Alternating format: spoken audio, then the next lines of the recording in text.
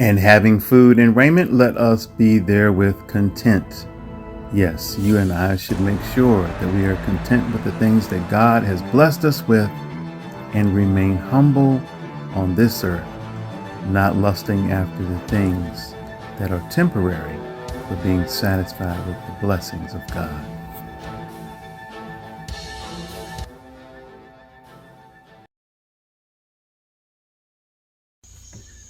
Hey guys, welcome back to the channel. We are in the garage and out of the garage. We're doing all kinds of things today.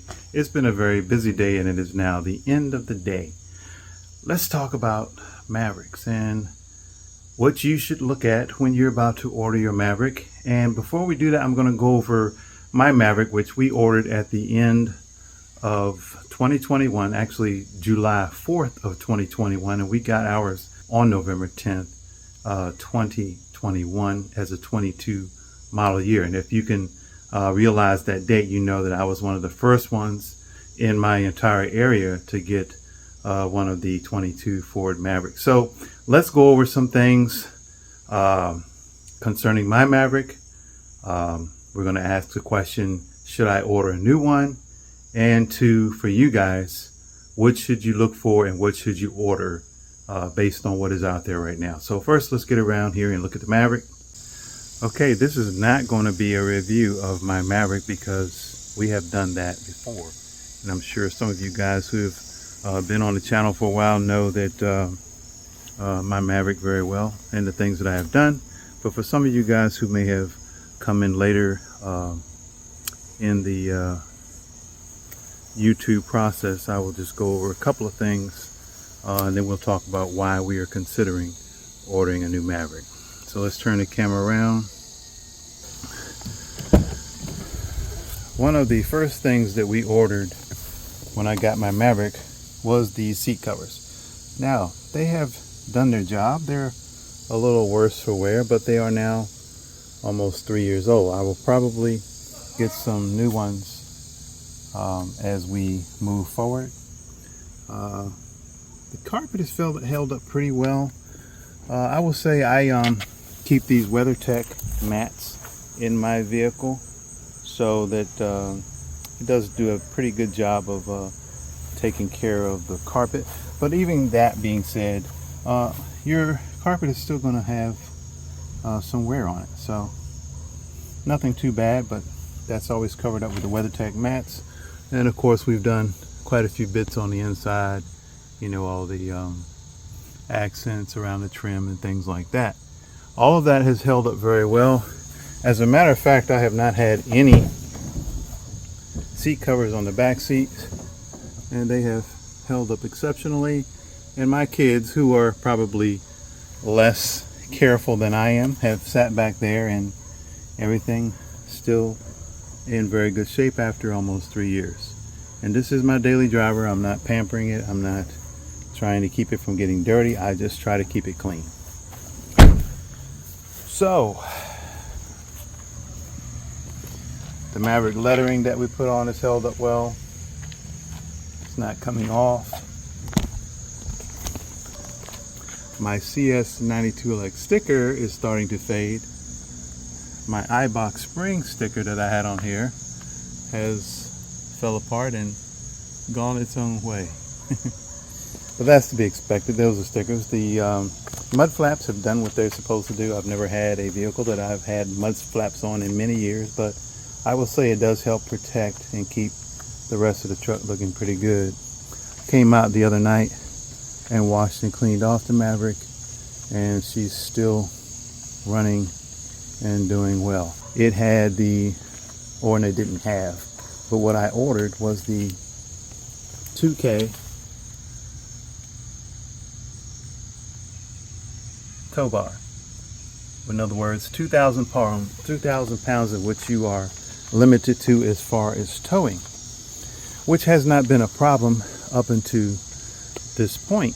But what I have run into now, the boat that I found that is a great deal that I would love to buy, weighs too much. That boat on trailer weight is around 2,500 pounds. Now, if you have equipped or want to equip your Maverick to tow 4,000 pounds, then you'd have to upgrade to the 4K tow package. So I was explaining this to my son. He said, well, Dad, why don't you're very handy around the garage and all that. Why don't you just put all the things on your Maverick that the 4K tow package includes? Well, that's not impossible, but it's not practical. And I'm going to tell you the reason why.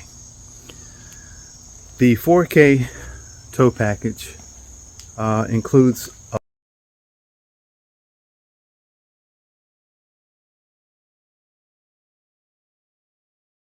a lot of items, more than you would think. Back in the day, it just meant heavier springs on some vehicles, maybe a bigger radiator, and coolant, some type of cooling mechanism on your an extra transmission cooler or something like that. But on the Maverick, it is more than that. I looked it up, and the gearing is different in the transfer case. All those other things that I listed, it is a bunch of stuff. The wiring that you need for the 4K tow package, you'd have to have the that has the brake for, if you're going to use a trailer that has brakes on it. All of those things add up to no, we're not, and we shall not upgrade to the 4K tow package because it's not practical to do so.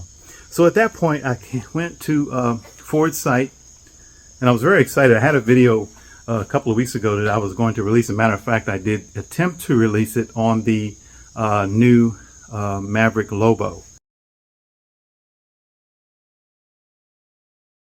which is a performance edition of the Maverick that has some things that you would see on mine. The vehicle's lowered somewhat.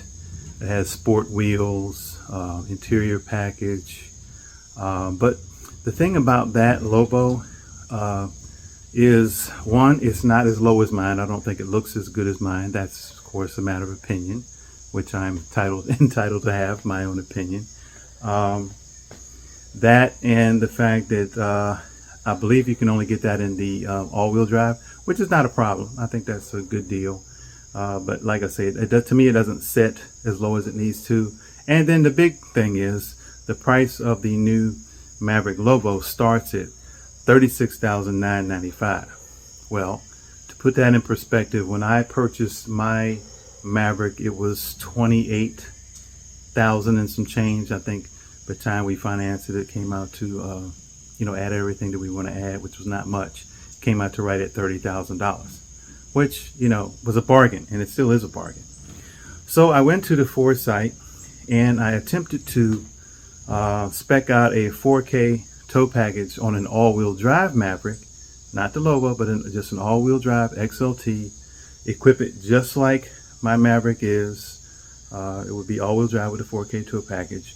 And when I got done and put it basically in the cart, you could say, it came out to $31,000 and some odd dollars,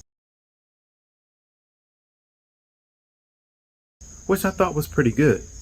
But when that information was forwarded to my local dealer, which I encouraged them to do at the time, they immediately, let me know how much my Maverick is worth. And even with now mine has around almost 30,000 miles, my Maverick is still valued at $21,000. So I could probably trade it in and get a good deal. However, every Maverick that I have seen at my local dealer, one, is not equipped like I want it, and two, is way more than the $31,000 that I would even consider.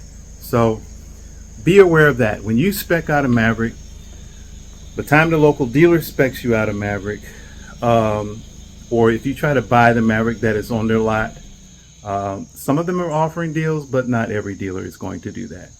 Your best choice, if you want a Maverick delivered how you want, with all the stuff that you want, exactly how you want it, you have no choice, really, in my opinion, but to go on the site, build it, and order it. The 4K tow package will only add $745 to your price, which is a real bargain. Now, there is an alternative. Surely you could shop around. There's plenty of Mavericks out there for sale from what I have seen. But know this, most of them are not offering very good deals on those.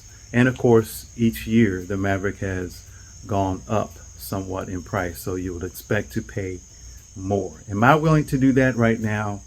The answer is no. As much as I would like to trade in my Maverick, but not at that cost, because I'm just not wanting to finance that amount of money. Even if I put down what my Maverick, what I have on my Maverick, I got 0.99 financing. So for me to trade in my Maverick and then in turn buy a new Maverick, they're going to hit me up. Even with great credit, the best you can do right now that I've heard is around 7.5% interest, and I'm not paying 7.5 percentage points of interest when I have mine financed at 0.99 and I only owe 2 years to go. So I'm going to hold on to my Maverick, but for you guys who are considering it, just keep all of that in mind. And can you pick up a used Maverick? Surely you can. There's some low mileage versions out there. But what you're going to find that right after the pandemic, when everybody ordered their Maverick, dealers were charging $5,000, $6,000, $7,000 over sticker. And some people, like some of these other places like CarMax and places like that, paid more for the Maverick than they are worth. So now we're starting to see a lot of those Mavericks stay at a certain price because they paid too much for them. So yeah, some of the dealers really got stuck with that, because once the bottom fell out of the interest rates, then they had vehicles that they paid too much for, and then they had to try to liquidate those things. And that's not easy to do. It's hard to convince somebody enough when you're offering 0.99 financing to purchase a vehicle. But when you put 7-8% interest on that, then you're really reaching. And that's why they're having a hard time right now selling cars.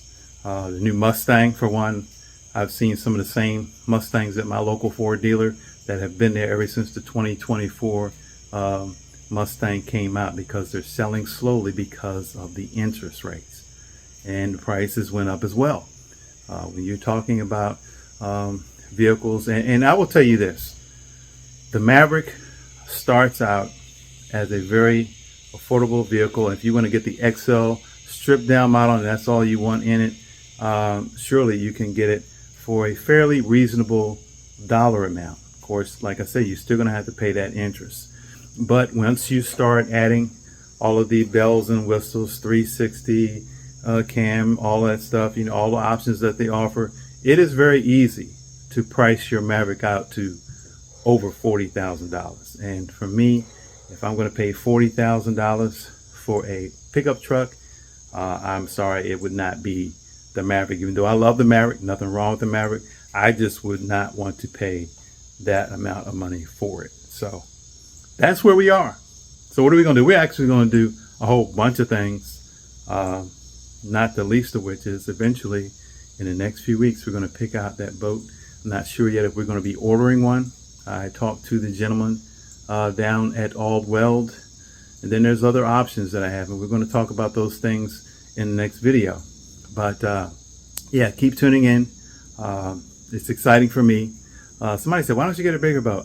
No, like we just said, one, the places that I fish and the kind of fishing that I do, 17 foot would be the, or maybe 18 is a stretch. 17, 18 foot is a sweet spot. 16 with my weight and the weight of all of my sons and my grandsons and stuff like that, that would be too small. So 17, 18 foot is a sweet spot.